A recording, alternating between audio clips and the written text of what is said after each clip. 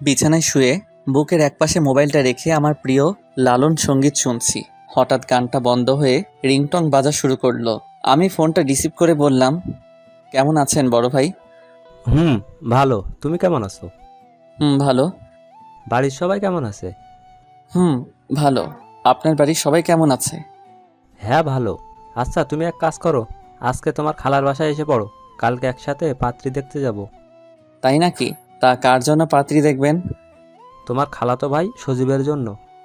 তাই নাকি? বিয়ে করতে রাজি হয়েছে? কেমনে সম্ভব? সম্ভব হয়েছে, আমি আছি না। আচ্ছা, তুমি তাড়াতাড়ি আসো, আসলেই কথা হবে। অবশ্যই আমি আসতেছি। সজীব ভাইয়ের জন্য পাত্রী দেখা হবে আর আমি সেখানে থাকবো না? এটা কেমনে হয়? আচ্ছা বড় ভাই, আমি 1 ঘন্টার মধ্যে রওনা দিচ্ছি। আচ্ছা, আসো তাহলে, ফোন রাখি, দেখে শুনে এসো। ঠিক আছে বড় ভাই। আমি চাঁদ, অনার্স সেকেন্ড ইয়ারে পড়তেছি। এতক্ষণ যার সাথে কথা বললাম সে হচ্ছে আমার খালাতো বোন, সোনিয়া আপুর হাজবেন্ড। আমি তাকে বড় ভাই বলেই ডাকি। আর যার জন্য পাত্রী দেখা হবে সে হচ্ছে আমার খালাতো ভাই সজীব। প্রেম করে ছ্যাঁকা খাইছিল, তাই বিয়ে করতে চাইছিল না। এখন রাজি, হয়তো সোনিয়া আপুর হাজবেন্ড মানে বড় ভাই রাজি করাইছে। সে আমাদের চ্যালেঞ্জ করেছিল, সে রাজি করিয়াই ছাড়বে। বলতেই হবে লোকটার কথায় অনেক পাওয়ার আছে। তা না হলে সজীব ভাইয়ের মতো লোককেও বিয়েতে রাজি করাতে পারে। যাই হোক, এত সব ভাবার সময় নেই। তাড়াতাড়ি রেডি হয়ে খালার বাসায় যাওয়ার জন্য রওনা হলাম। খালার বাসায় পৌঁছাতে পৌঁছাতে রাত 7টা বেজে গেল। রাত অনেক মনে হচ্ছে, কিন্তু সময় দেখে মনে হচ্ছে রাত কেবল শুরু হলো। খালা খালুর সাথে কথা বলে সজীব ভাই রুমে গেলাম।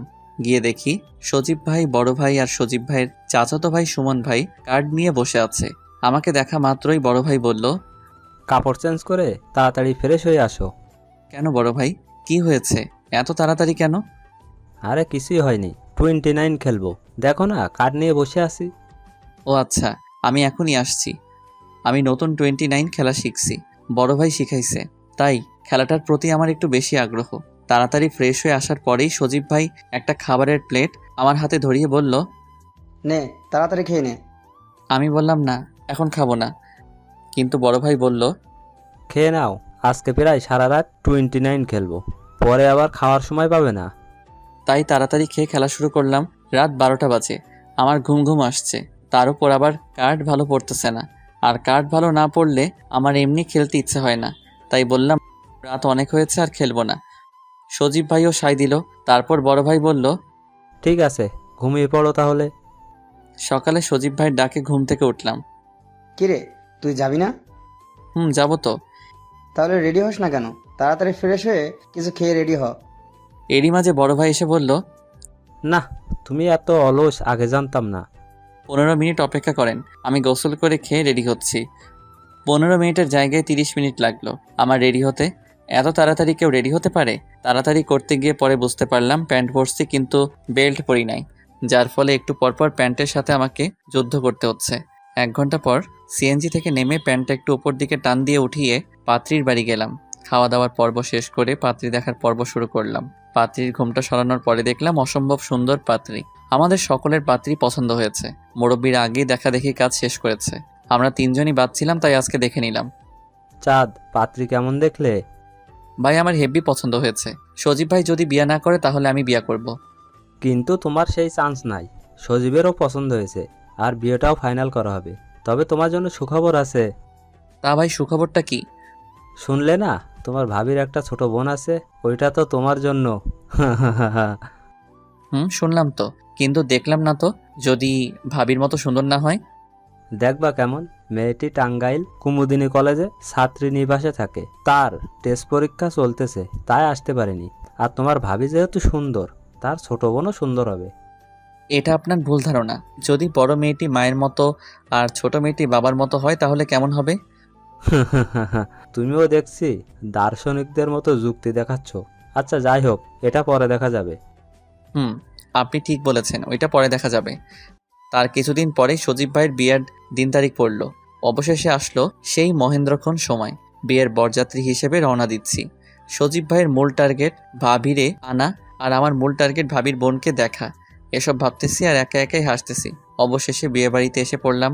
বাহ, কি সুন্দর করে বিয়ের গেট সাজিয়েছে। গেটের কাছে সব সুন্দরী মেয়েরা দাঁড়িয়ে আছে। আসলে ময়দা মাখানোর যুগ তো, তাছাড়া বিউটি পার্লারের সহযোগিতায় সব মেয়েদের নায়িকা নায়িকা লাগে। হঠাৎ করেই নায়িকাদের মাঝে অসম্ভব সুন্দরী এক পরী এসে বলতেছে, এই 10,000 টাকার 1 পয়সাও কম কেউ গেট ছাড়বি না। আমি তো সুন্দরী ওই পরীটাকে দেখায় ব্যস্ত। এরই মধ্যে বড় ভাই আমাকে ফিসফিসিয়ে বলল। এদেরকে সামলাও তো দেখি, কি রকম বুদ্ধি তোমার। আমি বড় ভাইকে বললাম, আচ্ছা ঠিক আছে দেখেন তাহলে। আচ্ছা আপনাদের কত টাকা দিতে হবে? পরীটি বলতে লাগলো। কেন শুনতে পাননি? 10,000 টাকা। আমি মনে মনে ভাবতে লাগলাম, এ তো আস্ত এক ডাকাতনি। পরীর দেশে ডাকাতি করে, এখন মানব সাম্রাজ্যে এসে ডাকাতি করতে যাচ্ছে। আমি বললাম, কিছু কম নেওয়া যায় না? পরীটি বলল, না, 1 টাকাও কম নেওয়া যাবে না। তাহলে আর কি করার, একটা 50 টাকার বান্ডিল পরীর হাতে দিয়ে দিলাম। বাহ কি নরম হাত রে। ইচ্ছে ছিল আর কিছুক্ষণ ধরে রাখি, কিন্তু সব ইচ্ছাই পূরণ করতে নেই, তাই হাতটি ছেড়ে দিয়ে বললাম, এখন গেট ছাড়েন। পরী বলল, না, আগে টাকা গুনে নেই তারপর। কিন্তু ওই পাশ থেকে এক চাচা এসে বলল, হইছে, এখন গেট ছেড়ে দে তোরা। মেহমানরা অনেক পথ পাড়ি দিয়ে আইছে, ওনাদেরকে একটু বিশ্রাম নিতে দে। এই মাত্র 5,000 টাকা দিচ্ছে, এটা হবে না। এভাবে মৃদু আন্দোলন শুরু হলো, কিন্তু ততক্ষণে আমরা বাড়ির ভিতরে এসে পড়েছি। আমি আবার পরীটার কাছে গিয়ে বললাম, এভাবে আন্দোলন করলে হবে না তো, 1952 সালের আন্দোলনের মতো করতে হবে, 5-7 জনকে মরতে হবে। ও সরি, এখানে মরা যাবে না, তো প্রেমে পড়া যাবে, তাই প্রেমে পড়তে হবে, তবেই তো আপনাদের আন্দোলন সফলতা পাবে। এই বলে আমি চলে আসলাম, পিছনে তাকিয়ে দেখি আমার দিকে তাকিয়ে আছে, আর রাগে শুধু কটমট করতেছে। পারলে আমাকে আস্ত গিলে ফেলবে। আমি মনে মনে ভাবতে লাগলাম, যাক, বিয়ে বাড়িতে ভালোই মজা করা যাবে। তবে পরীটি যদি ভাবির বোন হতো তাহলে আরও মজা করা যাবে। খাওয়া দাওয়ার পর্ব শেষ করে অনেকক্ষণ যাবৎ বসে আছি, তবুও ভাবির বোনকে দেখা হলো না। অবশেষে বড় ভাইকে বললাম, চলেন বড় ভাই, ভাবিকে একটু দেখে আসি, আর এর সাথে ভাবির বোনদের সাথেও পরিচিত হয়ে আসি।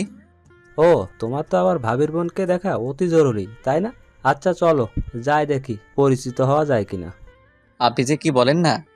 ভাবিকে দেখতে গেলাম, সেখানেও যে পরীকে দেখা যাচ্ছে। আমরা যাওয়া মাত্রই পরীটি বলে উঠল, এখানে আপনারা কেন?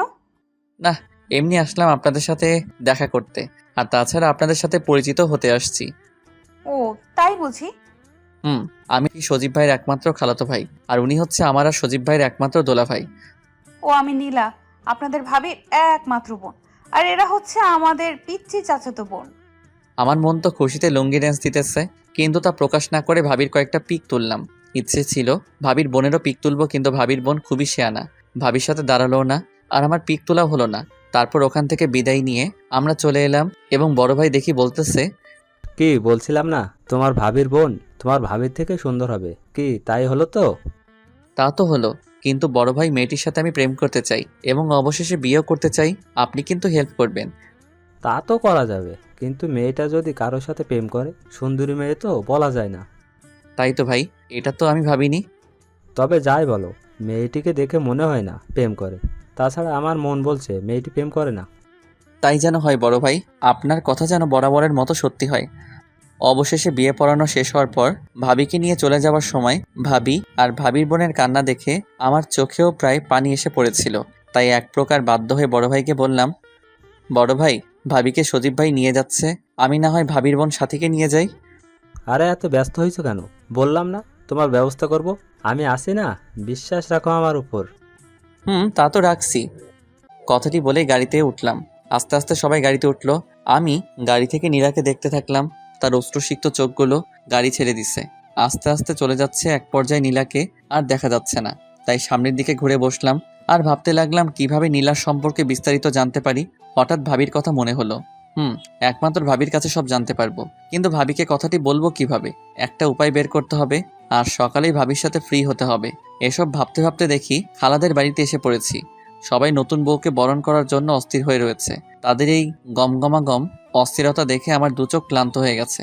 তাই কোনো দেরি না করে সজীব ভাইদের একটা এক্সট্রা রুমে শুয়ে পড়লাম। সকালবেলায় ঘুম থেকে উঠে দেখি আমার পাশে আরো 3 জন শুয়ে রয়েছে। মনে মনে ভাবতে থাকলাম, এগুলো আবার আসলো কখন? বিয়ে বাড়িতে এই একটাই সমস্যা, যেখানেই শুয়ে থাকার মতো একটু ফাঁকা জায়গা পাবে সেখানেই শুয়ে পড়বে। ভাগ্যিস এখন শীতকাল, গ্রীষ্মকাল হলে তো আমার গরমে দফা রফা অবস্থা হতো, কেননা আমি আবার গরম সহ্য করতে পারি না। অতঃপর আমি বিছানা থেকে উঠে ভাই ভাবিকে খুঁজতে লাগলাম। এ কি, ওরা তো এখনো ওঠেইনি। সজীব ভাইয়ের উপর কিছুটা রাগ হতে লাগলো। সে বিয়েই করতে চাইলো না, অথচ এখন বউকে ছাড়তেই চাচ্ছে না এবং নিজে উঠতেছে না। সবই কপাল, আর এরই নাম গোপাল। অবশেষে ভাবির দেখা মিলল, কিন্তু এ কি, সব মহিলারাই তো দেখি ভাবির সাথে বিভিন্ন কথা বলছে, সেখানে আমি গিয়ে কিভাবে ভাবির সাথে ফ্রি হব? সজীব ভাইও দেখি বের হয়ে আসলো। আমি কাছে গিয়ে বললাম, ভাই সুস্থ আছেন তো? ভাই আমার মোনালিসার মতো মুচকি হাসি দিয়ে বাথরুমে গেল। আমি নিশ্চিত এই হাসিটি যদি ভিঞ্চি দেখতো তাহলে ছেলেদের জন্য যেমন মোনালিসার পিক তৈরি করে গেছেন, ঠিক তেমনি মেয়েদের জন্য সজীব বা পিক তৈরি করত। আর মোনালিসার হাসির মতো সজীব বা হাসিও বিখ্যাত হয়ে যেত। যাই হোক, ভাবিকে এখন মোটামুটি ফ্রি দেখাচ্ছে, এখনই সুযোগ। হাই ভাবি, কেমন আছেন? ভালো। আপনি কেমন আছেন? ভালো। তা রাত কেমন কাটলো? ভালো। ভাবি আমি কিন্তু আপনার দেবর হই, তাই কিন্তু আমাকে তুমি করে বলতে হবে, এটা যেন সবসময় মনে থাকে। আর এখন থেকে তুমি করে বলবেন। আচ্ছা ঠিক আছে। আচ্ছা ভাবি, আপনি মন খারাপ করে বসেছিলেন কেন বলেন তো? সত্যি বলতে কি, সবাইকে ছেড়ে এসেছে তো ওদের কথা মনে পড়ছে, বিশেষ করে ছোট বোনটার কথা। ও, আপনার ছোট বোন কি করে? সুন্দরবন কলেজে ইন্টারে পড়ে, ওখানে থেকে পড়াশোনা করে। কি বলছেন ভাবি? ওই কলেজের 90% মেয়েরাই তো কঠিনভাবে ছেলেদের সাথে প্রেম করে। করতে পারে, কিন্তু বাকি 10 ভাগ আছে না যারা প্রেম করে না, তাদের কাতারেই আমার বোন। আপনি অতটা নিশ্চিত হলেন কিভাবে? আমরা 2 বোন খুব ফ্রি, ও যেখানে যাই করুক না কেন আমাকে সব বলবে। আর ও কখনো বিয়ের আগে প্রেম করবে না, আর একটি কথা, বিয়ের পর স্বামীর সাথে প্রেম করবে। তাই নাকি? তাহলে ভালো।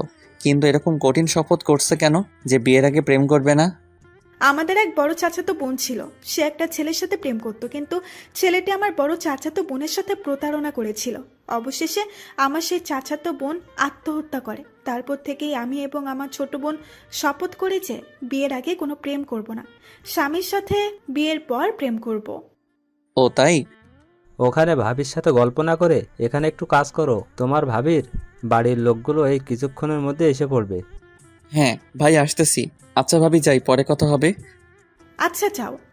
মুরব্বীরা রান্না করছে, আমি আর বড় ভাই তাদেরকে টুকটাক হেল্প করছি। তো এক পর্যায়ে বড় ভাইকে বললাম, বড় ভাই একটা প্রবলেমে পড়ছি। কি প্রবলেম? নীলা বলে প্রেম করবে না। ও, হয়তো কোনো ফ্রেন্ড আছে তাই তোমার সঙ্গে প্রেম করবে না। আরে তা নয়, নীলা কারোর সাথে প্রেম করে না এবং বিয়ের আগে কারোর সাথে প্রেম করবেও না। বিয়ের পর স্বামীর সাথেই নাকি প্রেম করবে। ও, এইটা তো ভালো খবর তোমার জন্য। তুমি তো ওকে বিয়েই করতে চাও। তা ঠিক, কিন্তু প্রেম করতে পারলে ভালো হতো। কেননা ফ্যামিলি থেকে যদি বিয়েতে রাজি না হয় তাহলে পালিয়ে গিয়ে বিয়ে করা যেত। কিন্তু প্রেম না করতে পারলে তো ও আমার সাথে পালাবে না। বাপ রে বাপ, এত চিন্তাবিদ। শোনো, এত চিন্তা করতে হবে না তোমার। তুমি শুধু নীলার সাথে বন্ধুত্ব তৈরি করবে, আর বাকিটুকু আমি দেখে নিব। আচ্ছা ঠিক আছে, আপনার আশায় থাকবো। কেননা বর্তমানে তো কোনো কিছুই মামা খালু দোলা ভাই ছাড়া সম্ভব নয়। তাহলে আমার প্রেমী বা কেন বড় ভাই ছাড়া সম্ভব হবে? ঠিকই বলেছো। এখন একটু মনোযোগ দিয়ে কাজ করো। অতপর ভাবির বাড়ির লোকগুলো সবাই এসে পড়েছে। এ কি, নীলা কই? সে কি তাহলে আসেনি? ধ্যাত, কত প্ল্যানিং করলাম, সব বৃথা গেল। অবশেষে আমি বড় ভাই আর সুমন ভাই সজীব ভাইয়ের সাথে কুলদারা হিসেবে ভাবিদের সাথে চললাম। ভাবিদের বাসায় পৌঁছাতে রাত 8টা বেজে গেল। নীলাকে দেখলাম, বোনকে দেখে খুশিতে জড়িয়ে ধরলো। ভাবিও বোনকে জড়িয়ে কান্না করতেছে। এই কান্না হয়তো কষ্টের না, এই কান্না আনন্দের হবে। সবাই মোটামুটি ব্যস্ত হয়ে পড়লো জামাইবাবুকে নিয়ে। বড় ভাইও জামাইবাবুর সাথেই আছে, জোকের মতো। কেননা অনেকে জামাইবাবুকে বিপদে ফেলতে পারে, আর সেই বিপদটা তো বড় ভাইকে সামলাতে হবে। নীলাকে অনেকটা একা দেখতে পেলাম, তাই কাছে গিয়ে বললাম, কেমন আছেন? ভালো। আপনি কেমন আছেন? ভালো। আপনি আমাদের আনতে গেলেন না কেন? আপনারা কি আমাকে যেতে বলছেন? আমাদেরও তো আপনি আসতে বলেননি, তাও আমরা দুবার আসলাম। সত্যি বলতে কি, আমি যেতাম, কিন্তু আমার ছোট চাচাতো বোন আছে না, ওরাও আমার সাথে যেতে চাচ্ছিল। এই শীতের মাঝে ওদের নিয়ে যাওয়া অনেকটা ভেজাল মনে হলো, তাই আর কি যাওয়া হয়নি। তো অসুবিধা নেই, অন্য একদিন যাব। তারপর কে যেন নীলা বলে ডাক দিল আর চলে গেল। আর আমাকে বলে গেল পরে কথা হবে। সকালবেলা ঘুম থেকে উঠে দেখি নীলা একা একা মোবাইলে কি যেন দেখছে আর হাসছে। আমার মনে কৌতূহল জাগলো, তাই কাছে গিয়ে বললাম, আজকে আপনাকে অনেক খুশি মনে হচ্ছে, কারণটা জানতে পারি? কারণটা হচ্ছে এই ভিডিও, ধরেন দেখেন। আমি মোবাইলটা হাতে নিয়ে তো অবাক। আরে এটা তো যেদিন পাত্রী দেখতে আসছিলাম সেদিনকার ভিডিও। আমি কয়েকবার প্যান্ট নিয়ে টানাটানি করছি, সেটাও দেখি ভিডিও হয়েছে। সকাল সকাল এরকমভাবে প্রিয়তমার সামনে আমার ইজ্জতের ফালুদা হবে, এটা তো কল্পনাও করতে পারিনি। আচ্ছা, এই ভিডিওটা হলো কিভাবে? আমার পিচ্চি চাচাতো বোনকে ভিডিও করতে বলেছিলাম, কেননা আমি আসতে পারিনি বলে, তাই। আমি কি বলবো কিছু বুঝতে পারছি না। ঠিক তখনই বড় ভাই ডাক দিল আমাকে। তাই আমি বললাম, আচ্ছা এখন আমি আসি, পরে কথা হবে। তারপর আর কথা হয়নি। চোখে চোখ পড়লে মুচকি হাসি দিচ্ছে শুধু। এই হাসি যে আমাকে ওই ভিডিওর কথা মনে করিয়ে দেয়, আর আমি নিজেকে নিজেই গালি দিচ্ছি। কেন যে সেদিন তাড়াতাড়ি করতে গিয়ে বেল্ট ছাড়া প্যান্ট পরেছিলাম, আর তার খেসারত এখন আমার এরকমভাবে দিতে হচ্ছে। দুপুরের খাবারের পর বসে আছি, হঠাৎ নীলা এসে বলতেছে, বেআই, পান খাবেন নাকি? আমি তো অবাক। নীলা এই প্রথম আমাকে বিয়াই বলল এবং পান খাওয়ার অফার দিল। কোনোদিন পান না খাওয়া সত্ত্বেও অফারটিতে রাজি হয়ে বললাম, আপনি যদি বানায়ে আইনা দেন তাহলে খাবো, বিয়ানের পান বলে কথা। তাই বুঝি বিয়ানের হাতের পান খাওয়ার এত ইচ্ছা? ইচ্ছাটা তো ছিলই, তাছাড়া আপনি নিজে যেহেতু খাওয়াতে যাচ্ছেন, তাই আপনার হাতের পান খেতে মনটা প্রবল বেগ ধারণ করেছে। ও তাই, তাহলে আমিও প্রবল বেগে আপনার জন্য একটা ঝাক্কাস পান নিয়ে আসি। কথাটি বলেই চলে গেল, আর আমি ভাবতে থাকলাম মেয়েটি গিরগিটির মতো ক্ষণে ক্ষণে রং পাল্টায়। প্রথমে দেখে মনে হচ্ছিল যে মেয়েটি একটু চঞ্চলা হবে, কিন্তু পরে মেয়েটিকে আবার দেখে এবং ভাবির কথা শুনে মনে হলো না, মেয়েটি একটু শান্ত প্রকৃতির। আবার আজকের আচরণ দেখে মনে হচ্ছে চঞ্চল টাইপেরই হবে মেয়েটি। আমাকে একটু সতর্ক থাকতে হবে। মেয়েটির মতলবটা কি, আমাকে আজ পান খাওয়াতে চাচ্ছে, এসব ভাবতেছি। আর এরই মাঝে দেখি নীলা পান নিয়ে এসে পড়েছে। এই ধরেন পান। পানটা হাতে নিয়ে দেখলাম কি কি দিছে। না, সব ঠিক আছে, জর্দা, চুন, সুপারি সবই আছে। তাই পানটি মুখে পড়ে দিলাম। কিছুক্ষণ চিবানোর পর আমার কাছে মনে হচ্ছে সব কিছু যেন ঘুরতেছে। এ কি, নীলাও যেন আমার চারিপাশ দিয়ে ঘুরতেছে। তারপর কি হয়েছে বলতে পারবো না। যখন চোখ খুলে তাকালাম, দেখলাম ভাবি মাথায় পানি ঢালছে। সজীব ভাই এবং বড় ভাই আমাকে ধরে রাখছে। ভাবির আব্বা আম্মা পানি আনতেছে। আর নীলাকে দেখলাম আমার সামনে বরাবর কিছুটা চিন্তাগ্রস্ত হয়ে আমার দিকে তাকিয়ে আছে। আমি ওঠার জন্য চেষ্টা করলাম। ভাবি বলল, দাঁড়াও, মাথাটা মুছে দেই। মাথা মুছে দিয়ে একটা চেয়ারের কাছে নিয়ে বলল, এখানে বসে একটু রেস্ট নাও। আমি বসতেছিলাম, তখনই দেখলাম নীলা শয়তানি এক হাসি দিয়ে ওখান থেকে চলে গেল। আমি ভাবতে লাগলাম ভাবি এত ভালো, আর ভাবির বোন এত দুষ্টু কেন? অবশ্যই দুষ্টু মেয়েরাই সহজে পটে যায়। তবে এভাবে চলতে থাকলে আমার দৃঢ় বিশ্বাস বিয়ের আগেই নীলার সাথে প্রেম করতে পারবো। এসব চিন্তা করছি, আর এরই মাঝে বড় ভাই আমার সামনে চেয়ারে বসলো। কি ব্যাপার, নীলার হাতের পান খেয়েই অজ্ঞান হয়ে গেলে? চুমু খাইলে তো তোমারে খুঁজাই পাওয়া যাইতো না। আরে বড় ভাই, আপনিও মজা নিচ্ছেন? আমি তো এর আগে কখনো পান খাইনি। তাছাড়া জর্দাটা একটু বেশি দিয়েছিল। ভেবেছিলাম কিছু হবে না, কিন্তু আমার ভাবনাটা মিথ্যে হয়ে গেল, আর আমি পড়ে গেলাম। বুঝতে পারছি। তো শোনো, প্রেম করতে গেলে এরকম ছোট ছোট কষ্ট করতেই হয়, আর তাছাড়াও অনেক কিছু স্যাক্রিফাইস করতে হবে, বুঝছো? বুঝতে পারলাম।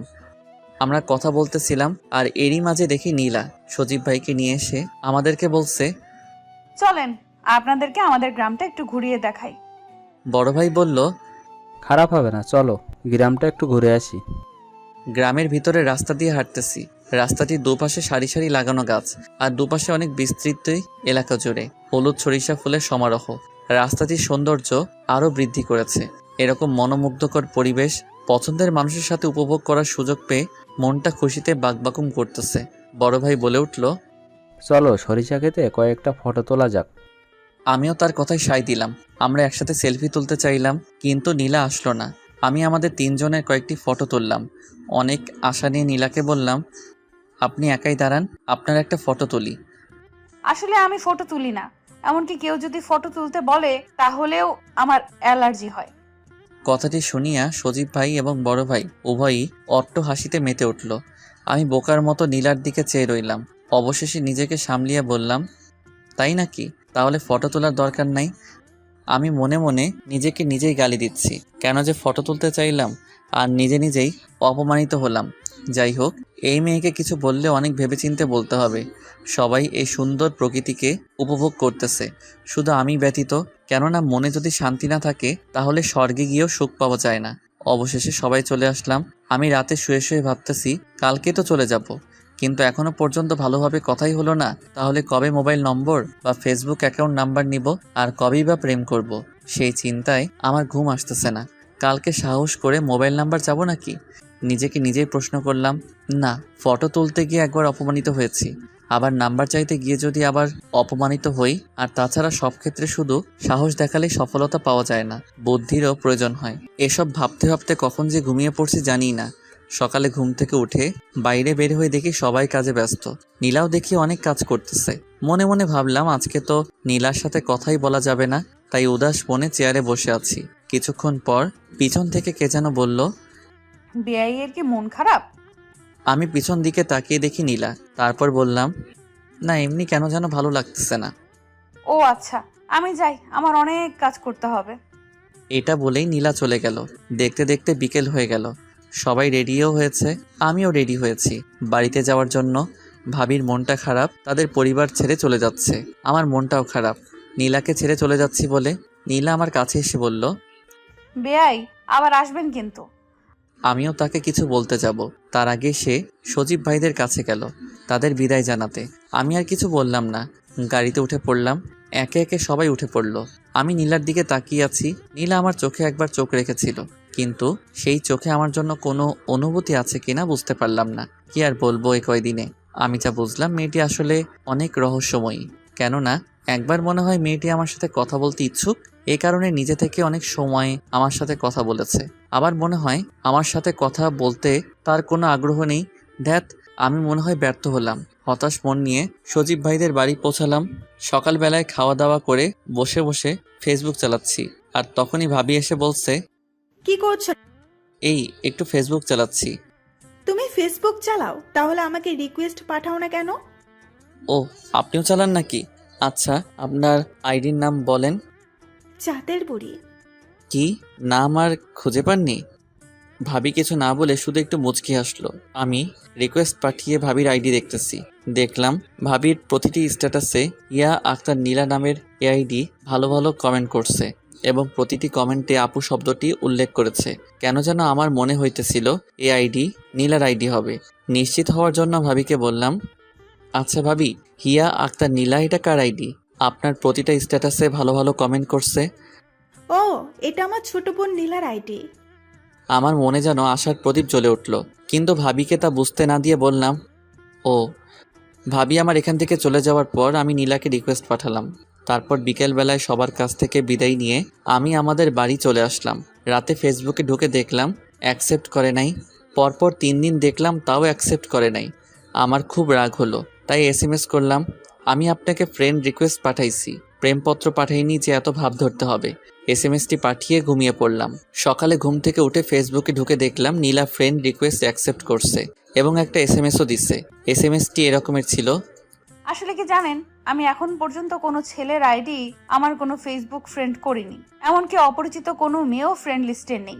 তাই একটু দ্বিধায় আছিলাম। প্লিজ রাগ করেন না, আপনার রিকোয়েস্ট কিন্তু অ্যাকসেপ্ট করেছি। আমি কিছুই লিখলাম না, শুধু সিন করে রাখলাম। আর মনে মনে ভাবতে লাগলাম, যাক একটু রাগ দেখিয়ে কাজ হয়েছে। তারপর ফ্রেশ হয়ে আমি কলেজের দিকে রওনা হলাম। মনটা অনেক খুশি, যেন বিশ্ব জয় করে ফেলেছি। অবশ্যই আমি মনে করি একটা নারীর মন জয় করা বিশ্ব জয় করার চেয়ে কম নয়। পরক্ষণে ভাবতে থাকলাম, ও তো আমার ফেসবুক ফ্রেন্ড হয়েছে, গার্লফ্রেন্ড তো হয়নি। তাহলে আমার মন এত খুশি কেন? মন মুচকি হেসে আমাকে বলল, আরে বোকা, গার্লফ্রেন্ড হয়নি তো হয়ে যাবে, এত চিন্তা করিস কেন? আমি মনের সাথে সহমত প্রকাশ করে খুশি মনে কলেজে আড্ডা দিয়ে বাড়ি চলে আসলাম। রাতে ফেসবুকে লগ ইন করে নীলাকে খুঁজতে থাকলাম। হ্যাঁ, অনলাইনে দেখতে পাচ্ছি, কিন্তু এসএমএস দিব কিনা ভাবতেছি। আর এরই মাঝে দেখি একটা এসএমএস এসে পড়েছে। হ্যাঁ বেআই, কেমন আছেন? ভালো। আপনি কেমন আছেন? ভালো। বাড়ির সবাই কেমন আছে? ভালো। আপনার বাড়ির সবাই কেমন আছে? ভালো। তারপর আমি তার মেসেজের জন্য অপেক্ষা করতেছিলাম, কিন্তু মেসেজ দিচ্ছে না। তাই আমি নিজেই মেসেজ দিলাম, এখন কি করেন? কিন্তু কোনো রিপ্লাই আসে না।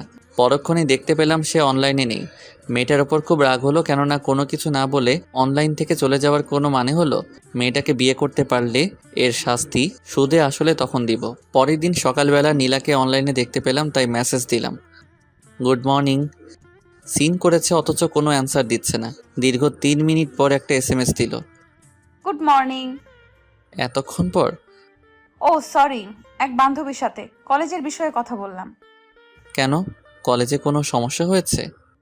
আরে না, আজকে কলেজে যাওয়ার কথা ছিল, কিন্তু আম্মু এত করে আজকের দিনটা থেকে যাওয়ার কথা বলল, তাই বাধ্য হয়ে থাকতে হলাম। আচ্ছা, শুনেছি আপনাদের বাসা নাকি খুলনা সিটিতেই? খুলনা নিরালা 27 নম্বর রোড। এখান থেকে আপনাদের কলেজে যেতে অটোতে 15 মিনিট সময় লাগে। হালকা জ্যাম থাকা সত্ত্বেও। ও তাই, ভালো। অনেকক্ষণ হলো কোনো এসএমএস পাচ্ছি না। হ্যালো, আছেন কি? না, মেয়েটি আবার হুট করে চলে গেছে। মেয়েটির মনে হয় সাধারণ জ্ঞানটুকু নেই। হুট করে চলে যায়, তাই রাগে দুঃখে মোবাইলটা বিছানায় রেখে আবার শুয়ে পড়লাম। কিছুক্ষণ পর মা ডাকতে আসলো। কলেজে যাবি না? না, আজকে কলেজে ক্লাস হবে না। ও তাহলে ভালোই হলো। তোর আব্বু তোকে মার্কেটে যেতে বলেছিল, কিন্তু আমি না করেছিলাম। তুই কলেজে যাবি বলে, তাহলে এখন নাস্তা করে যা। আমি মার্কেটে গিয়ে কি করব? আর তাছাড়া টাকা দিয়ে লোক রেখেছে, তারা কি করে? তোর আব্বুর সাথে যে লোকটা কাপড়ের দোকানে থাকে, সে বিয়ে করার জন্য ছুটি নিয়েছে। আর কসমেটিক্সের দোকানে 3 জনের মধ্যে একজনের মা নাকি খুব অসুস্থ, এ কারণে ছুটি নিয়েছে। জানিসই তো কসমেটিক্সের দোকানে কিরকম ভিড় পড়ে, 2 জন সামলাতে পারে না, তাই তোকে যেতে বলেছে। আমি তো কোনোটার দামই সঠিকভাবে জানি না। তোর কোনোটার দাম জানা লাগবে না, বাকি 2 জন আছে না, ওরাই দাম বলে দেবে। আচ্ছা, আমার কথা বলতে হচ্ছে কেন? তুই যাবি কিনা বল। আচ্ছা, যাচ্ছি তো। রাগ করো কেন? মায়ের কথার অবাধ্য হওয়া যাবে না, তাহলেই কঠিন প্রবলেম। আমাদের সংসারে মা যা বলবে তাই হবে। তাই আর কি, মা মার্কেটে যেতে বলেছে, যেতে হবেই। কেন যে কলেজে যাওয়া নিয়ে মিথ্যে বললাম, মিথ্যে বলার শাস্তি সাথে সাথেই পাচ্ছি। তাই একগাদা দুঃখ নিয়ে মার্কেটে যাচ্ছি। আর ভাবছি যখন দুঃখ আসে তখন চারদিক থেকেই আসে, যেন দুঃখগুলো প্রতিযোগিতায় মেতে ওঠে। কে কত কষ্ট দিতে পারে দেখি, তোরা কে কত কষ্ট দিতে পারিস। তারপর যে জয়ী হবে তাকে আমি মেডেল দিব। এসব ভাবতে ভাবতে দোকানের সামনে এসে পড়েছি। সোলাইমান ভাই আমাকে দেখেই বলল, কি ভাই, দোকানে আসতে মন চায় না? আমি মুচকি হাসি দিয়ে বললাম, আরে না ভাই, সামনে পরীক্ষা, তাই একটু পড়াশোনা নিয়ে ব্যস্ত। ও তাই, আসেন দোকানের ভিতরে এসে বসেন। একটা চেয়ার দেখিয়ে বলল। বসেন এখানে। তারপর আবার কাস্টমারদের সাথে কথা বলে ব্যস্ত হয়ে পড়লেন। সোলাইমান ভাই আমাদের এই কসমেটিক্স দোকানের অনেক পুরাতন কর্মচারী। অনেক ছোট থেকেই এই দোকানে কাজ করত। অনেক মজার লোক, কাস্টমারদের সাথে এত মজা করে কথা বলে যে কাস্টমাররা জিনিস কিনতে বাধ্য হয়। আমি তাদের ব্যস্ততা অনুভব করতেছি, ভালোই লাগছে। তো হঠাৎ করেই কেন জানি নীলার কথা মনে পড়ল। তাই আর দেরি না করে ফেসবুকে ঢুকলাম, কিন্তু ফেসবুকে পেলাম না। অনেকক্ষণ ঘাটাঘাটি করার পর একটা এসএমএস পেলাম। এ কি, নীলাই তো এসএমএস করেছে। এসএমএস এ লেখা, কিছু না আপনি। আমি ভাবতে লাগলাম এইটা কি এসএমএস করলো। পরক্ষণে মনে পড়লো সকালে বলেছিলাম আপনি কি করেন, সেটার উত্তর এখন দিয়েছে। আমি না হেসে পারলাম না। সকালে প্রশ্ন করলে বিকালে উত্তর পাওয়া যায়। আমিও একটা এসএমএস করলাম, এই দোকানে বসে আছি। কিসের দোকান? কসমেটিক্সের দোকান। ও, ওখানে কি করেন? এই কিছু না, আমাদের দোকানে বসে আছি। আপনাদের না কাপড়ের দোকান? একটা কাপড়ের দোকান আর একটা কসমেটিক্সের দোকান। ও ভালো। আপনি না অনেক মজার লোক। কেন, আমি আবার কি করলাম? আপনাকে সকালে প্রশ্ন করলে সেই প্রশ্নের উত্তর বিকালে দেন। হা হা হা। এত হাইসেন না, মুখের ভেতর মাছি ঢুকবে। না, ঢুকবে না। আপনার মতো সুন্দরী বিয়ানের সাথে কথা বলার সময় কোনো মশা মাছি আমাকে ডিস্টার্ব করে না। ও তাই বুঝি। আচ্ছা, এখন কি করেন? আপেল খাচ্ছি, খাবেন? যদি দেন তাহলে অবশ্যই খাবো। আচ্ছা, আমি মনে মনে দিলাম। ও, অ্যাপেলটি তো অনেক মিষ্টি। অবশ্যই মিষ্টি মানুষের ছোঁয়া পেলে সবই মিষ্টি হয়ে যায়। তাই আমি বুঝি মিষ্টি মানুষ। আচ্ছা, আপনাকে একটা কথা বলি, প্লিজ রাখবেন? যদি রাখার মতো হয় তাহলে রাখবো, আপনি বলতে পারেন। ফেসবুক থেকে চলে যাওয়ার সময় আমাকে একটু জানিয়ে চলে যাবেন প্লিজ। ও এই কথা, আপনি না সহজ কথাকে এত ভনিতা করে বলেন যেন না জানি কোনো কঠিন কথা বলবেন। আসলে আমি এরকমই, সহজ কথাকে কঠিন করে এবং কঠিন কথাকে সহজ করে বলি। কবে যেন আপনাকে অনেক কঠিন কথা এত সহজ করে বলবো যে আপনি জ্ঞানও হারিয়ে ফেলতে পারেন। হা হা হা। এই যে মিস্টার, আমি আপনার মতো নই যে কিনা পান খেয়েই জ্ঞান হারিয়ে ফেলে। নিজের ফাঁদে নিজেই ধরা পড়লাম। আচ্ছা, আপনি কিন্তু আমার কথা রাখবেন কিনা সেটা বলেননি। ও আচ্ছা, ঠিক আছে। আপনাকে ফেসবুক থেকে চলে যাওয়ার সময় সুন্দর করে বিদায় জানিয়ে তারপর চলে যাব, ঠিক আছে? ঠিক আছে। বিআই সাহেব ভালো থাকবেন, পরে কথা হবে, এখন বাই। দাঁড়ান, একটু কথা আছে। কি কথা বলেন বেআই, শুনি। রাতে ফেসবুকে আসবেন তো? ও সরি বেআই, রাতে আসতে পারবো না। এমনকি আগামীকাল সারাদিনেও ফেসবুকে আসতে পারবো না। একেবারে আগামীকাল রাতে ফেসবুকে আসবো। কেন এত লম্বা বিদায় কেন? আগামীকাল কলেজের হোস্টেলে উঠবো, তো রাতে সব গুছিয়ে রাখতে হবে। এবং আজকে রাত জাগা যাবে না, কেননা সকালে উঠতে হবে। আর সকালে রওনা দিলে দুপুরে হোস্টেলে পৌঁছাতে পারবো। তারপর আমাকে একটু ঘুমাতে হবে, কেননা জার্নি করলে প্রচুর ঘুম পায়। সো আপনার সাথে একেবারে আগামীকাল রাতে কথা হবে, যদি বেঁচে থাকি। ও তাহলে আর কি করার। আচ্ছা, ভালো থাকবেন, বাই। ওকে, আপনিও ভালো থাকবেন, বাই। আমার লাস্ট এসএমএসটি সিন না করে চলে গেল। মেয়েটি কেমন জানি, বুঝলাম না, যেন তারা লেগেই থাকে। সন্ধ্যা হয়ে যাচ্ছে, তাই সোলাইমান ভাইয়ের কাছ থেকে বিদায় নিয়ে বাড়ি চলে আসলাম। আজকে রাতে ফেসবুকে ঢোকার কোনো ইচ্ছা নেই, কেননা যেখানে নীলা নেই সেখানে আমিও নেই, তাই আগেই ঘুমিয়ে পড়লাম। সকালে ঘুম থেকে উঠে ফ্রেশ হয়ে কলেজে গেলাম, কিন্তু কোনো কিছুই ভালো লাগছে না। আজকের দিনটা যেন অনেক লম্বা, ফুরাতে চাচ্ছে না। আমি যে রাতের জন্য অপেক্ষা করছি সেটা তো আর রাত জানে না, তাই রাতের এত অবহেলা। আসলে অপেক্ষা করা যে কতটা বিরক্তিকর, নীলার প্রেমে না পড়লে হয়তো বুঝতেই পারতাম না। অবশেষে যেন রাতের আগমন হলো। আমি সন্ধ্যা রাতেই ফেসবুকে ঢুকে আছি আর প্রতীক্ষা করতেছি নীলার আগমনের জন্য। নীলা এসেছে, কিন্তু কোনো এসএমএস দিচ্ছে না, তাই আমি আগে এসএমএস দিলাম। হাই, কেমন আছেন? ভালো। আপনি কেমন আছেন? ভালো। কি করেন? শুয়ে আছে। আপনি কি করেন? এখনই শুয়ে পড়েছেন? ভালো। আর আমরা মিষ্টি পান খাচ্ছি। হোস্টেলে পান পেলেন কোথায়? হোস্টেলে সবই পাওয়া যায়, বুঝলেন? বুঝলাম। তা একাই খাবেন, আমাকে দিবেন না? না, আপনাকে দিবও না, কেননা আপনি পান খাইতে পারেন না, জ্ঞান হারিয়ে ফেলেন। না, এখন খাইতে পারবো। আচ্ছা জানেন, ওই দিনের ঘটনা নিয়ে একটা গান বানাইছি। তাই নাকি? প্লিজ আমাকে শোনান। শোনাবো কিভাবে? আপনি তো মোবাইল নাম্বার দেননি, আর তাছাড়া মেসেঞ্জারে ফোন দিলে রিসিভ করেন না তো। আসলে ফোনে কথা বললে বান্ধবীরা অনেক ফাজলামি করে, তাই আর কি ফোনের চেয়ে এসএমএসই ভালো। আপনি গানটির প্রথম 2 লাইন এসএমএস এ পাঠিয়ে দেন। মনে মনে ভাবতে লাগলাম, ধ্যাত, নাম্বার নেওয়ার একটা প্ল্যান করছিলাম, তাও ব্যর্থ হলাম। কি হলো, আছেন নাকি? আছি তো। তাহলে গানটি লিখেন না কেন? দিচ্ছি, একটু ওয়েট করেন। ওকে। কি পান খাওয়াইল রে বিয়ান, গড়িয়া পড়িয়া যায়, এখনো না মোর কাটিল না ঘোর, বিয়ানের প্রেমের নেশায়। কিছুটা ভয় নিয়ে এসএমএসটি পাঠিয়ে দিলাম। এটা কি আর প্রেমের নেশা মানে? আরে রাগ করছেন কেন? এটা তো একটা গান। আর তাছাড়া আমার একটু লিখতে ভুল হয়েছে, ওখানে প্রেমের নেশা না হয়ে হবে পানের নেশা। ও তাই বলেন? অনেক সাহস জাগিয়ে বললাম। আচ্ছা, এতে রাগের কি আছে? আমরা কি প্রেম করতে পারি না? আর প্রেম করলে অসুবিধা কোথায়? অনেক অসুবিধা। আমি বিয়ের আগে কোনো প্রেমে বিশ্বাসী নই, আর আমি আপনাকে ভালো একটা বন্ধু ভাবি, এর বেশি কিছু নয়। আরে আমি তো আপনার সাথে একটু ফান করলাম, আপনার সাথেই তো একটু ফান করব, তাই না? তা ঠিক। আচ্ছা, ভালো থাকবেন, পরে কথা হবে, বাই। Okay, by. তারপর আর কি, ঘুমিয়ে পড়লাম। সকালে ফেসবুকে ঢুকেই দেখলাম নীলা গুড মর্নিং জানিয়েছে, আমিও গুড মর্নিং জানালাম। কিছু সময় পর বিআই সাহেব, কেমন আছেন গো? এসএমএসটি দেখে আমার মনটা আবার খুশিতে ভরে গেল, তাই বললাম, ভালো। আপনি কেমন আছেন গো? তারপর শুরু হলো আমাদের অনেক কথা। এরপর ভাবে আমরা প্রতিদিন রাত 7টা থেকে কথা বলা শুরু করতাম, 9টা বা 9:30 পর্যন্ত। তারপর আবার সকালে 1 ঘন্টা কথা বলতাম। এটা যেন আমাদের প্রতিদিনকার রুটিন হয়ে গেল। অবশ্যই কথাগুলো বলতাম উভয় বন্ধু হিসেবে, এবং হালকা রোমান্টিক হতো বেয়াই হিসেবে। ভালোই চলতেছিল দিনগুলি। হঠাৎ করে একদিন আমার মা সন্ধ্যায় অসুস্থ হয়ে পড়ে। তারপর সাথে সাথে তাকে হসপিটালে নেই। সেই দিন সারা রাত হসপিটালে ছিলাম।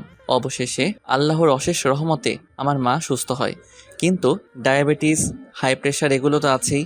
মা যখন আমাকে বলে, আমি মনে হয় আর বেশি দিন বাঁচবো না রে, তখন আমার এতটা কান্না পায়। তারপর আবার রাগও করি আর বলি, তুমি এরকম কথা বলো কেন? বাংলাদেশে অধিকাংশ লোকই এখন ডায়াবেটিস, হাই প্রেশারের মতো প্রবলেমে ভুগতেছে। এটা কন্ট্রোল করতে পারলেই হলো। বেশি চিন্তা করবা না, আর প্রতিদিন ব্যায়াম করবা, তাহলে ঠিক হবে।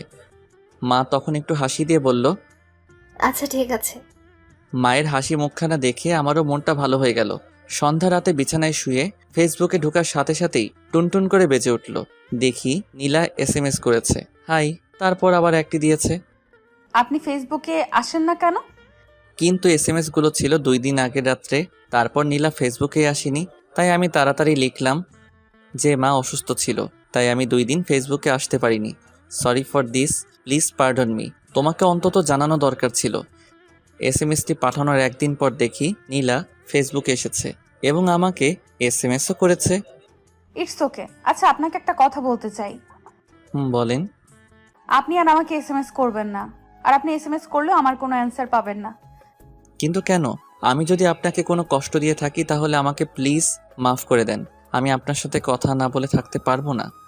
না, আপনি আমাকে কোনো কষ্ট দেননি, কিন্তু আমার এই সিদ্ধান্ত আমার এবং আপনার উভয়ের জন্যই ভালো। প্লিজ আর কিছু জানতে চাবেন না। ভালো থাকবেন, বাই। সত্যি বলতে কি জানেন, আমি আপনাকে অনেক ভালোবাসি, কিন্তু আপনি সেদিন রাগ করলেন, তাই আমি আপনার সাথে বন্ধু হয়ে থাকতে চাইলাম। কেননা আপনার সাথে কথা বলতে পারবো বলে, কিন্তু বন্ধু হয়েও রইলেন না। ঠিক আছে, ভালো থাকবেন। লোকে একটা কথা বলে, মদ খা গাঁজা খা তবু প্রেম করিস না। কথাটি আমার জন্য উপদেশমূলক ছিল, কিন্তু আমি তা পালন করতে পারিনি। এখন থেকে তাই করব, মদ খাবো গাঁজা খাবো, তাও কোনো প্রেম করব না, এমনকি বিয়েও করব না। আশা করি ভালো থাকবেন, সুখে থাকবেন। আমি আর কোনোদিন আপনাকে এসএমএস করব না। এসএমএসটি পাঠিয়ে ফেসবুক আইডিটি ডিঅ্যাক্টিভেট করে দিলাম। এমনকি ফেসবুক, ইন্টারনেটের মতো সফটওয়্যার ছিল সব ডিলিট করে দিলাম। একটা ঘুমের ওষুধ খেয়ে ঘুমিয়ে পড়লাম। ভালোই ঘুম হয়েছিল। 11টা পর্যন্ত ঘুমিয়েছিলাম। মা অনেকবার ডাকতে এসেছিল। আমি ঘুম থেকে ওঠার পর মা এক প্রকার দৌড়ে চলে আসলো। কি হয়েছে বাপ তোর? না, কিছুই হয়নি। তাহলে এতক্ষণ ঘুমিয়েছিলি? আগে তো কখনো এত ঘুম আসনি। এমনি রাত জেগে পড়েছি, তাই উঠতে দেরি হয়েছে। তারপর মা আর কিছু বলল না। ফ্রেশ হয়ে বন্ধুদের সাথে আড্ডা দিতে গেলাম। ওদের সাথে আড্ডা দিতে গিয়েছি বলে ওরা অনেকটাই অবাক, কেননা ওদের সাথে অনেক দিন ধরে আড্ডা দেই না।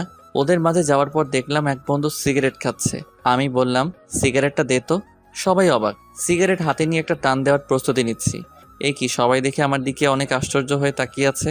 জাতিসংঘ যদি ওদের দেখতে পারতো তাহলে পৃথিবীতে প্রথম আশ্চর্যজনক জিনিস হিসেবে আমি উপাধি পেতাম। যাই হোক, সিগারেটটা প্রথম টান দেওয়ার সাথে সাথে কাশতে কাশতে বুকের ব্যথা শুরু হলো। মনের ব্যথা দূর করতে গিয়ে আমি তো বুকের ব্যথা বাড়িয়ে ফেললাম। ওরা সবাই জানতে চাইলো আমার কি হয়েছে। সব কথা খুলে বললাম। আর কি ওদেরকে বললাম, দোস্ত, সিগারেটে আমার দুঃখ যাবে না, মদের ব্যবস্থা কর। ওরা অনেকেই অনেক উপদেশ দিতে চাইলো, কিন্তু আমার এক কথা, মদ খাবো। অবশেষে ওরা রাজি হলো, কিন্তু সন্ধ্যায়। তাই সারা দিন ওদের সাথে আড্ডা দিয়ে সন্ধ্যায় মিন্টুর চায়ের দোকানে গেলাম। ওখানে গোপনে মদ বিক্রি করে, তাই ওখান থেকে আমার এক বন্ধু গোপনে মদ কিনে নিয়ে আসলো। আরেক বন্ধু কয়েকটা স্পিড নিয়ে আসলো। সবই হলো। এখন খাবো কোথায় সেটা চিন্তা করতে থাকলাম। তখন এক বন্ধু বলল, আমার বাসা আজকে খালি আছে, কিন্তু শুধুমাত্র আমার দাদু আছে। এইটা শুনে আমরা সবাই একসাথে বললাম, তোর দাদু তো কানেই শুনে না। সবাই হাসতে হাসতে ওদের বাসার দিকে রওনা হলাম। সবাই ফ্লোরে গোল হয়ে বসে আছি, মাঝখানে মদের বোতল আর স্পিড। আমি বললাম, স্পিড আনছিস কেন? এক বন্ধু বলল, তুই তো নতুন, সরাসরি মদ খেতে পারবি না, তাই স্পিডের সাথে মিশিয়ে খেতে হবে।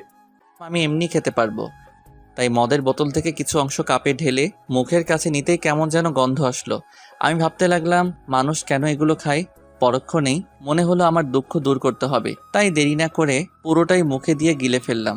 এ কি, আমার গলার ভিতর দিয়ে যেন আগুন যাচ্ছে। আমি কিছুক্ষণ নিথর হয়ে রইলাম, তারপর সাহস করে বললাম, দে, আবার খাবো। ওরা কাপে কিছুটা মদ ঢেলে সাথে স্পিডও দিল। কাপটা হাতে নিলাম, দেখি হাত কাঁপতেছে। তারপরে মুখে নিয়ে খেয়ে ফেললাম। এক বন্ধু বলল, এই রে, কাম সারছে, টক আনা হয়নি। রাফি যদি মাতলামি করে তাহলে টক খাওয়াতে হবে। আরেক বন্ধু বলল, তাহলে বসে আছিস কেন? যা নিয়ে আয়। আরে আমার কাছে টাকা নাই তো, সবার টাকা দিয়েই তো মদ আর স্পিড কেনা হলো। রাফি, তোর কাছে টাকা আছে? আমি পকেটে হাত দিয়ে টাকা বের করে দিলাম। আরে কি করছিস? এটা তো মোবাইল দিলি। ও দাঁড়া। আবার আরেক পকেটে হাত দিয়ে বললাম, এখন নেই। তারপরও চলে গেল। আমার আরেক বন্ধু বলল, এই, তোর মোবাইলে তোর আব্বু 35 বার কল দিয়েছে, তোর আম্মু 40 বার কল দিয়েছে, বড় ভাই দিয়ে সেভ করা নাম্বারটি 7 বার কল দিয়েছে, আর ধর এখন আন্নার নাম্বার দিয়ে কে যেন কল করছে। ও আচ্ছা, দে। রিসিভ করতে গিয়ে কেটে দিয়েছি। তারপর আবার কল করলো। এবার রিসিভ করার সাথে সাথে অপর পাশ থেকে বলা শুরু করলো, হ্যালো, আমি নীলা। আপনি এখন কোথায় আছেন? এখনো বাসায় যাননি কেন? আমিও নেই নাই। হ্যালো হ্যালো আপনি কি মদ খাচ্ছেন?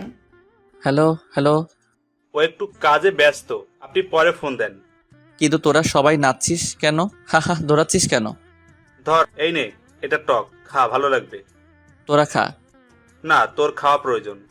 এটা কি দিলি রে, এত মিষ্টি কেন? দোস্ত, 10টা বাজে চলে যেতে হবে। তোর মাতলামি ঠিক হয়েছে? কই মাতলামি করলাম, এখন যাই রে। একা যেতে পারবি তো? পারবো বলেই চলে আসলাম। বাসায় আসার পর দেখলাম দরজা খোলা, মা আব্বা উভয় বসে আছে। আমি কাউকে কিছু না বলে আমার রুমে ঢুকে শুয়ে পড়লাম। তবে অনেক আশ্চর্য হলাম, কেউ কিছু বলল না। অনেক ঘুম পাচ্ছে, তাই ঘুমিয়ে পড়লাম। সকালে ঘুম থেকে উঠে আরও আশ্চর্য হলাম আব্বা বাসায় আছে, কেননা আমি সহজে আব্বাকে সকালে বাসায় দেখি না। মা এসে বলে গেল তাড়াতাড়ি ফ্রেশ হয়ে নিতে। আমি কিছু বললাম না। ফ্রেশ হয়ে এসে খাবার খাওয়ার পর মা বলল, তাড়াতাড়ি রেডি হ। রেডি হব কেন? কোথায় যাবে? এত কথা বলিস কেন? রেডি হতে বলেছিস, রেডি হ। আমরা যেখানে যাব সেখানে যাবি। আচ্ছা ঠিক আছে, তোমরা যেখানে যাবে আমিও যাব, তবু রাগ করো না। আমি আব্বু এবং মা যাচ্ছি। কোথায় যাচ্ছি তা জানি না। রাস্তাটি কেমন পরিচিত লাগছে। ও হ্যাঁ, এটা তো নীলার গ্রামের রাস্তা। আচ্ছা, ওখানে যাচ্ছি না তো? নিজেকে নিজেই প্রশ্ন করলাম। কি জানি, কিচ্ছু বুঝতেছি না, সব গরমিল লাগছে। আচ্ছা, আমি যে নীলাকে ভালোবাসি সেটা কি মা আব্বু জেনে গেছে? আর জানলো কিভাবে? ধরলাম তারা যেভাবেই হোক জেনেছে, কিন্তু সেখানে যাচ্ছে কেন? কোনো অঘটন ঘটনা ঘটেনি তো? না, তা হবে কেন? আমি তো নীলাকে কষ্ট দেইনি, বরং নীলাই আমাকে কষ্ট দিয়েছে। দেখ কী সব আবল তাবল কথা চিন্তা করতেছি। হয়তো অন্য কোনো জায়গায় বা অন্য কোনো কাজে আমাকে তারা নিয়ে যাচ্ছে।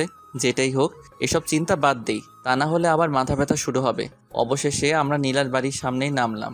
আমি অনেকটা অবাক এবং কিছু রাগী হয়ে মাকে প্রশ্ন করলাম, আচ্ছা মা, তোমরা কোথায় যাচ্ছ? কি করছো আমাকে একটু বলবে? শুনতে চাস? তাহলে শোন, তোর বিয়ে ঠিক করতে এসেছি। কি? আমার বিয়ে ঠিক করতে এসেছো আর আমি জানি না? আমি বিয়ে করব না। তুই আমার সাথে রাগ দেখাস? তোর বিয়ে ঠিক করতে এসেছিলাম, কিন্তু না, আজকেই বিয়ে করে বউ নিয়ে বাড়ি যাব। মা, তুমি কি পাগল হয়েছো? কি বলছো এসব? আমি তোমার একমাত্র ছেলে, আমাকে এরকম জঘন্যভাবে বিয়ে করাবে? চুপ, আর একটা কথা বলবি না। আব্বু আমার কানের কাছে মুখ এনে ফিসফিসিয়ে বলল, তোর মা যা বলছে তাই শোন, তা না হলে যত রাগ দেখাবি ততই প্রবলেমে পড়বি। তুই তো জানিসই তোর মায়ের রাগের সময় চুপ করে থাকাই ভালো। তাই আমি আর কিছু না বলে চুপ করে রইলাম। মা আব্বু নীলার বাড়িতে প্রবেশ করলো, আমিও পিছন পিছন চললাম। এই কি, সজীব ভাই, ভাবি, বড় ভাই সবাই এখানে উপস্থিত। খাবারের পর্ব শেষ করে বিয়ের বিষয় নিয়ে সবাই আলোচনায় বসলো, তাই আমি বারান্দায় চলে আসলাম। বারান্দা থেকে তাদের কথাগুলো শোনার চেষ্টা করলাম।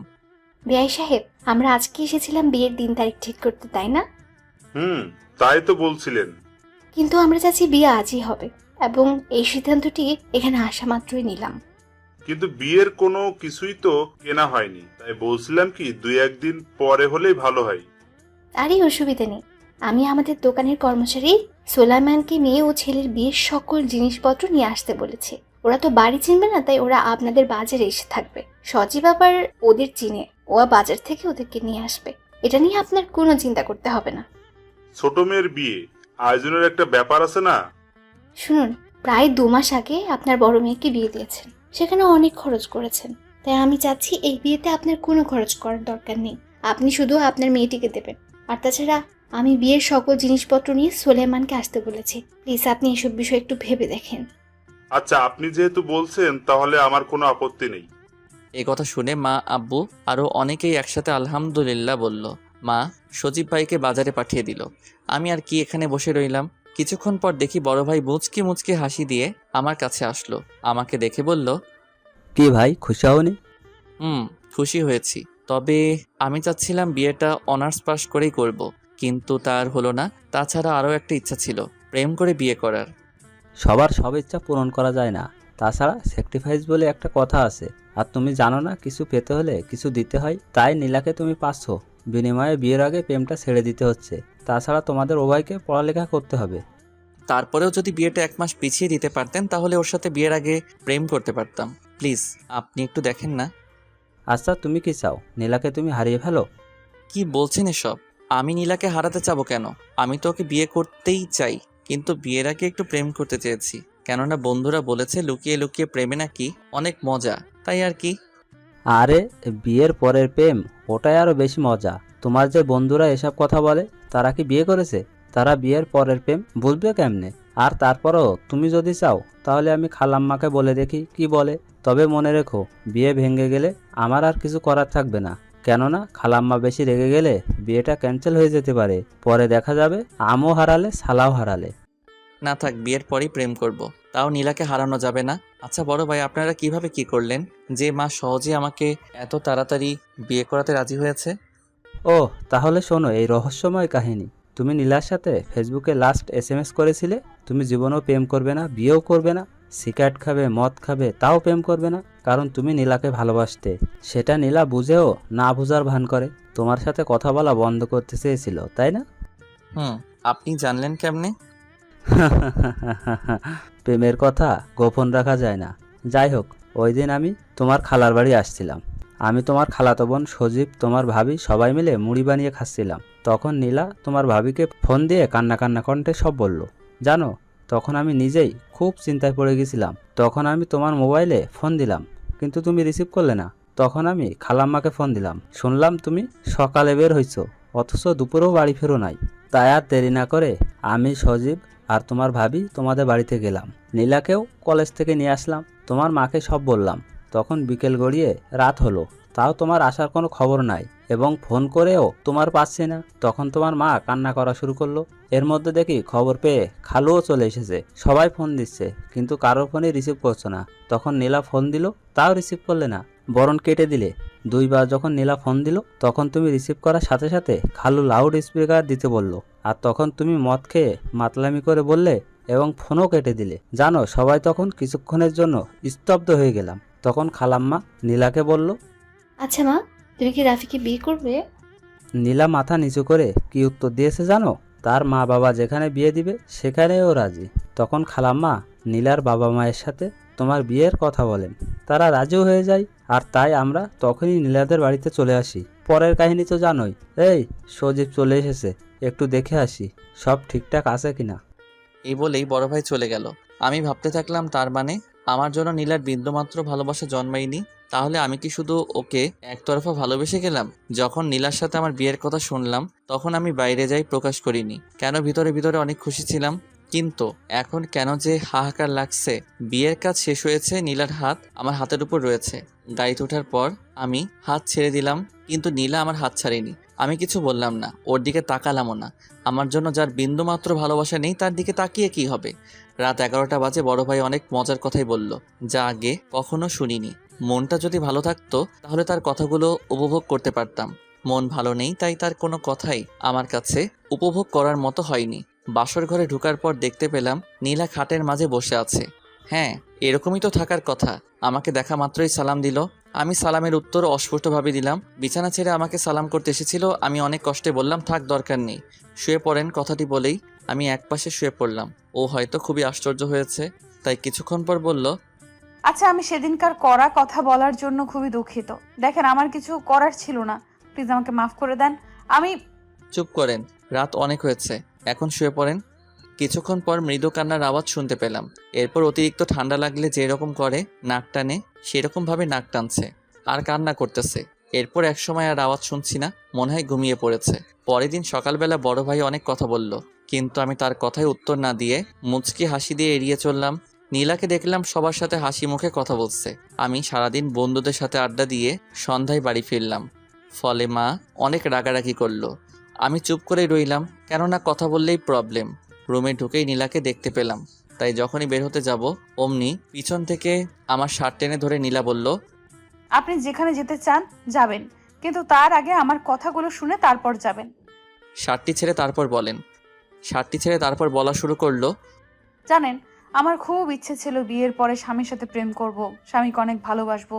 তাই কোনোদিন কোনো ছেলের সাথে প্রয়োজন ছাড়া কথা বলিনি, ফোনে কথা বলিনি, ফেসবুকে ফ্রেন্ড বানাইনি। কিন্তু আপনি যখন ফেসবুকে ফ্রেন্ড হলেন, আপনার সাথে কথা বলে ভালো লাগতো, তাই কথা বলতাম। আর ভয়ও পেতাম যদি মায়ায় পড়ে যাই কিংবা ভালোবেসে ফেলি, তাই হঠাৎ করেই চলে যেতাম, যাতে আপনি আমার প্রতি বিরক্ত হন। তারপর আপনার মা যখন অসুস্থ হলো, তখন টানা 2 দিন আপনার সাথে কথা বলতে পারিনি। তখন বিশ্বাস করেন, আমার এত খারাপ লাগছিল, যেন আমার মাঝে কি যেন নেই। আপনাকে অনেক মিস করতে লাগলাম। আর তখনই বুঝতে পারলাম আমি আমার অজানাই আপনাকে ভালোবেসে ফেলেছি। আর তখনই আমার মায়ের কথা, বোনের কথা মনে পড়লো। ওরা সব সময় একটা কথা বলতো, বিয়ের আগে মেয়েদের প্রেম করতে নেই, বিয়ের পর একমাত্র স্বামীর সাথেই প্রেম করতে হয়, তা না হলে মেয়েদের অনেক বদনাম হয়। তাই আপনাকে ভুলে থাকার জন্য তখন খুব কড়া কথা বলেছি, যেন আপনি আর মেসেজ না দেন। আর এটা যদি আমার অপরাধ হয়ে থাকে, তাহলে আপনি আমাকে যে কোনো শাস্তি দিতে পারেন, আমি কিছুই বলবো না। কথাগুলো বলে নীলা চোখের পানি মুছেই রুম থেকে চলে যাচ্ছিল। আমি নীলার হাতটি ধরে টান দিয়ে আমার কাছে এনে বললাম, প্লিজ আমাকে ক্ষমা করে দেন। ও আমাকে জড়িয়ে ধরে কান্না করতে থাকলো, আমি ওকে জড়িয়ে ধরলাম। কিছুক্ষণ পর ও আমাকে ছেড়ে দিয়ে বলল, ক্ষমা করতে পারি, আমাকে তুমি করে বলতে হবে। ঠিক আছে, আমি তুমি করে বলবো, কিন্তু তোমাকেও তুমি করে বলতে হবে। আচ্ছা ঠিক আছে। নীলা শুনো, বাসরাতটি তো আমাদের রাগ অভিমানে কেটেছে, কিছুই করতে পারিনি, তাই আজকে আমাদের বাসরাত হবে, কি বলো? দুষ্টু কোথাকার। সকালে শুয়ে আছি, নীলা আমাকে ডাক দিয়ে তার ভেজা চুলগুলো ছেড়ে দিয়ে ড্রেসিং টেবিলের সামনে বসে কপালে একটি টিপ দিয়ে সাজতেছে। আমি দৃশ্যটি দেখে টেবিল থেকে ডায়েরি নিয়ে একটা কবিতা লেখা শুরু করলাম। নীলা আমার দিকে তাকিয়ে বলল, এই কি করছো? তোমার জন্য একটা কবিতা লিখলাম। তাই নাকি? একটু শোনাও না প্লিজ। আচ্ছা তাহলে শোনো। ভ্রান্ত হয়েছে কি আমার মন, ভোরের আলোতে দেখছি যেন তমস্যার চন্দন। ঘোর কাটিলেও তোমার ললাটের ওই টিপ দেখে অমায়িকভাবে তাকিয়ে কেন আছো, ঠোঁটের কিনারায় মিষ্টি হাসি মেখে। প্রকৃতি যেন হেরিল তোমার রূপের কাছে, উদ্যম কালো কবরীর ছন্দহীন খেলায় আমি মুগ্ধ হয়ে যাই বেলায় বেলায়। শয্যা থেকে উঠি, অপলক চোখে তাকিয়ে আছি, লজ্জা পেয়ে কেন রুদ্ধ করিলে তোমার আখি। সহসা মোর কাছে আসি, আহনা বাহুডোরে, ভালোবেসে যাব তোমায় জনম জনম ভরে। নীলা দৌড়ে এসে আমাকে জড়িয়ে ধরে বলল, বাহ, তুমি তো অনেক সুন্দর কবিতা লিখতে পারো। তোমার কাছে আমি আর কিচ্ছু চাই না, শুধু এরকম ভাবে আমাকে ভালোবেসে যাবে প্লিজ। আমি আমার জান পাখিকে ভালোবাসবো না তো কাকে ভালোবাসবো? আর এইভাবে শুরু হলো আমাদের ভালোবাসাময় জীবন। বাকিটুকু তো বুঝতেই পারছেন।